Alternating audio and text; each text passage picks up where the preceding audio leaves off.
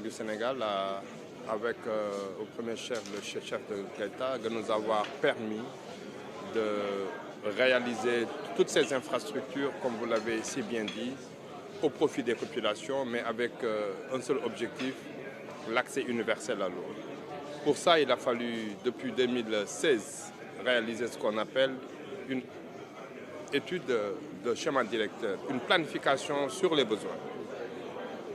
Quels sont les besoins et quelles sont les possibilités que nous avons pour répondre à ces besoins face à une problématique de niveau de réseau à maintenir, une problématique d'urbanisation, une problématique également de dispersion de l'habitat, mais une problématique aussi du mode d'habitat et de l'éloignement des ressources.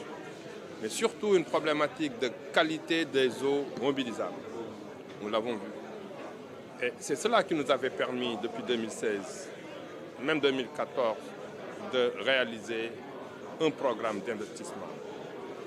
C'est ce programme d'investissement financé par le gouvernement du Sénégal avec l'accompagnement de ses partenaires techniques et financiers que nous remercions au passage.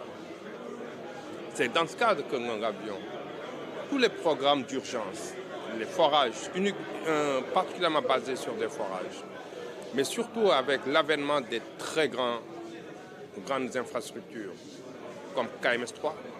Aujourd'hui, tout le monde a vu l'impact de KMS3, surtout dans le triangle Dakar-Thiès, Petite Côte-Mbour, que nous appelons le Grand Dakar, le Gassal-Magodmer, avec le projet de Ngamel.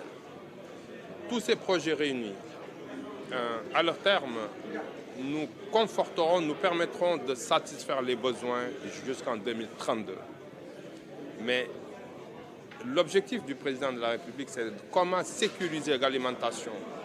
Et le ministre de l'eau l'a également souvent évoqué, à travers l'étude sur la sécurité de l'eau jusqu'en 2050. Mais pour cela, on ne peut pas improviser. Il fallait réactualiser les besoins. Et en le réactualisant, on a vu que d'ici en 2050, on aura besoin à peu près de 1 900 000 mètres cubes d'eau.